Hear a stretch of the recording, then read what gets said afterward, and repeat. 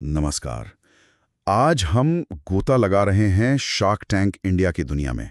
हमारे पास जो स्रोत हैं वो इसका काफी गहराई से विश्लेषण करते हैं। हाँ। और हमारा मकसद है इसकी हकीकत को समझना, परत दर परत, कितना सच है, कितना एंटरटेनमेंट के लिए है, बिल्कुल। और इसने भारतीय स्टार्टअप सीन पर क्या असर डाला है। तो चलिए इसे खोलकर समझते हैं जरा। हाँ, ये बड़ा दिलचस्प विषय है। शो का जो बेसिक फंडा है वो तो सीधा है, नए एंटरप्रेन्योर्स आते हैं, अपने बिजनेस आइडियाज लाते हैं और वो निवेशकों के एक पैनल, जिन्हें शार्क्स कहते हैं, उनके सामने पिच करते हैं। मकसद होता है फंडिंग लेना। फंडिंग, जिसके बदले वो अपनी कंपनी में हिस्सेदारी इक्विटी देते हैं। Exactly, equity. तो ये जो फॉर्मेट है सुनने में तो सिंपल लगता है, पिच करो, सवाल सुनो और उम्मीद करो कि कोई शार्क हाँ कह दे। लेकिन इसमें सिर्फ बिजनेस की बातें नहीं होती, इसमें वो पर्सनल कहानियां, इमोशंस, वो सब भी तो होता है। बिल्कुल, और शायद इसीलिए ये इतना चलता है। ये सिर्फ एक बिजनेस शो नहीं है ना? स्रोत भी यही कहते हैं कि ये असल में बिजनेस और एंटरटेनमेंट का एक मिक्सचर। हाँ। और इसी वजह से ये सिर्फ बिजनेस वालों को ही नहीं, आम घरों तक भी पहुंच गया है। इसमें उम्मीद है, थोड़ा ड्रामा है, खुशी है, कभी कभी रिजेक्शन का दुख भी है, सब कुछ है। और कुछ शार्क्स तो अब सेलिब्रिटी जैसे हो गए हैं, जैसे वो अमन गुप्ता हैं, पीयूष बंसल, नमिता थापर, इनके नाम तो बहुत कॉमन हो गए। हाँ, वो सब अपनी अपनी फील्ड में काफी जाने माने लोग हैं। उनकी जो बिजनेस की समझ है, उनके सवाल, उनके फैसले, वही तो शो की जान है। उनकी वजह से शो में वजन आता है। लेकिन यहाँ एक बड़ा सवाल आता है, और यहीं पे बात थोड़ी इंटरेस्टिंग हो जाती है कि जो डील्स हम टीवी पर देखते हैं कि हाँ हो गई डील, हाथ मिल गए, क्या वो सब असल में पूरी होती हैं? ये बहुत जरूरी पॉइंट है और स्रोत इस पर काफी जोर देते हैं। देखिए, कैमरे पे हाथ मिलाना एक बात है, डील का फाइनल होना दूसरी। अच्छा। कई डील्स बाद में वो जिसे ड्यू डिलिजेंस कहते हैं, उस स्टेज पर जाकर खत्म हो जाती हैं। जब शार्क्स कंपनी के सारे कागजात, अकाउंट्स, मार्केट की बातें सब गहराई से चेक करते हैं। और अगर उन्हें लगे कि जो टीवी पर बताया गया था और जो असलियत है उसमें फर्क है, तो डील कैंसिल हो सकती है।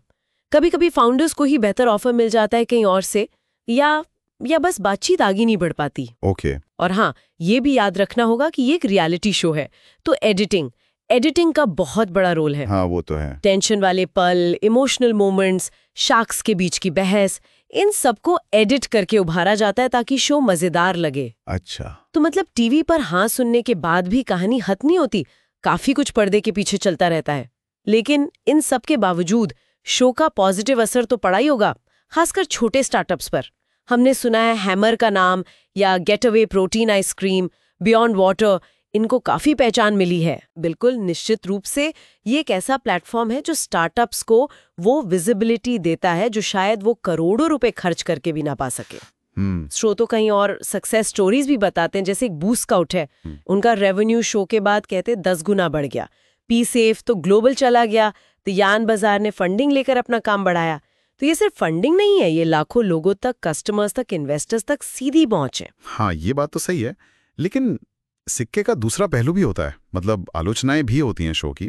कुछ एक्सपर्ट्स कहते हैं कि कई बार वैल्यूएशन जो है वो कुछ ज्यादा ही अवास्तविक लगा दी जाती है। हाँ, ये पॉइंट आता है। और कभी कभी लगता है कि बिजनेस की जो गहरी बातें हैं उनसे ज्यादा ध्यान एंटरटेनमेंट पर, कहानी पर, ड्रामा पर है। यह आलोचना सीधे शो के नेचर से जुड़ी, बिजनेस और एंटरटेनमेंट। जब आप इतने बड़े ऑडियंस के लिए शो बना रहे हैं तो एंटरटेनमेंट तो डालना पड़ेगा। लेकिन सवाल यही है कि क्या ये बिजनेस की गहराई की कीमत पर हो रहा है?